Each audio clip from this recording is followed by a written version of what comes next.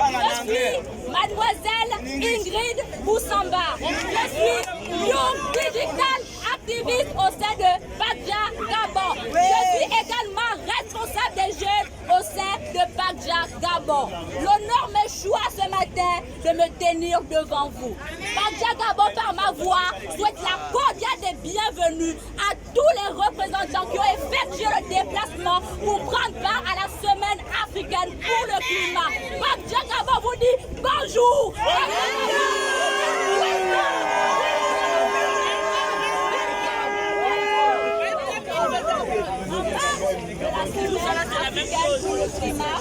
Bagdja Gabon, donc l'Alliance panafricaine pour la justice climatique continentale, organise ce samedi 27 août 2022 la marche pour le flambeau de la justice climatique. C'est l'occasion pour nous de réaffirmer notre engagement dans la lutte contre les changements climatiques. Comme nous le savons tous, l'Afrique n'est émettrice qu'à hauteur de 4% du taux mondial des gaz à effet de serre, alors que nous subissons tous les jours les conséquences de ce phénomène. Nous voyons les sécheresses dans nos pays, nous voyons les fortes pluies torrentielles avec les conséquences à ravage aux habitations. Nous voyons les inondations. Pour cela, nous réclamons la justice climatique. Nous réclamons la justice climatique.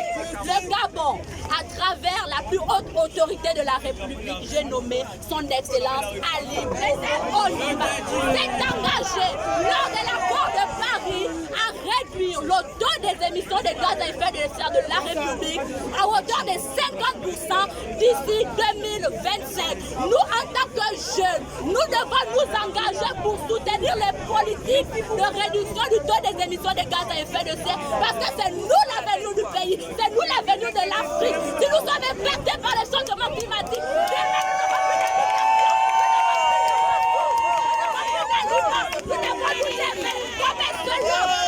aujourd'hui, vêtus de nos vêtements blancs, pacifiquement, nous levons nos pancartes, nous marchons pacifiquement et nous réclamons la justice climatique parce que l'Afrique ne met qu'à hauteur de 4%.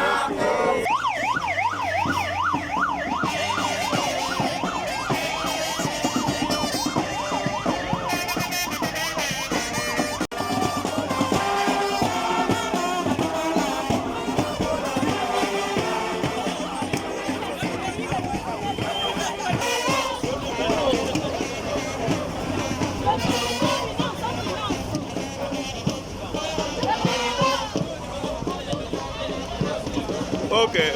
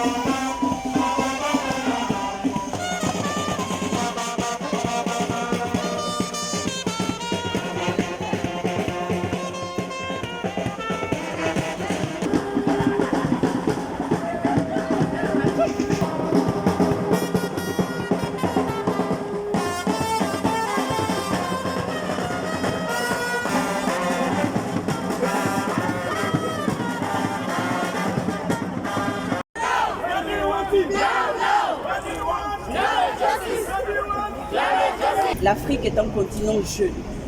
Au Gabon, plus de la moitié de la population est jeune. Si vous investissez dans le développement des économies vertes, vous investissez dans la jeunesse et c'est le pays qui se porte bien. Merci.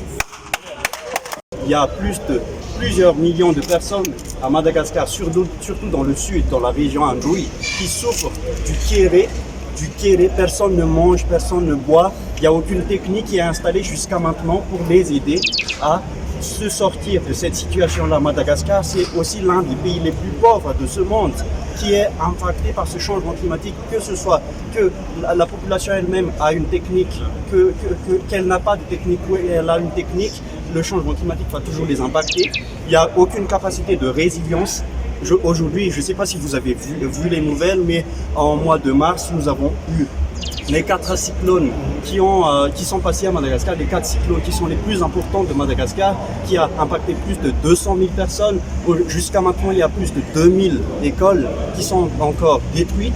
Personne ne s'en occupe et ça, mesdames et messieurs, c'est une injustice. Et je suis ici, durant cette semaine du climat, pour aussi élever la voix de Madagascar, pour être là avec cette torche-là, pour montrer que Madagascar est aussi présent, que Madagascar doit être considéré dans l'ensemble de ces choses. Je m'appelle Idriss Adou Idriss, je viens du Tchad. Un pays qui a 16 millions d'habitants, avec plus de 98 millions de têtes de bétail. Vers l'ouest, il y a la disparition du lac Tchad. Vers le nord, il y a l'avancée du désert. Vers le sud, à cause des effets du changement climatique, il y a le conflit agriculteur-éleveur qui cause vraiment de dégâts. Vous avez vu dans les médias, vous avez vu dans les informations. Au centre, actuellement, il y a l'inondation partout. C'est les effets du changement climatique. Nous sommes victimes de part et d'autre. Nous sommes tous ici concernés, non seulement le Tchad. Aujourd'hui, le Gabon accueille l'Afrique, le 29 au 2. Nous allons réfléchir ensemble en tant que jeunes. C'est une fierté pour moi. C'est une fierté pour moi d'être avec les aînés pour un transfert de compétences intergénérationnelles. Et c'est une fierté pour moi de participer à cette activité pour le lancement du flambeau de la justice climatique. Nous sommes tous conscients de ce qui se passe et ce qui va se passer si nous réagissons. Réagissez ensemble pour la justice climatique en Afrique. Tout le monde est concerné. Les enfants, les vieux, la future génération, la génération actuelle.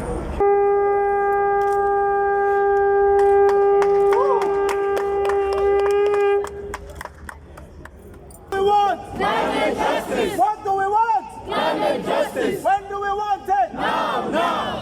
I see. Why can't you see? I see.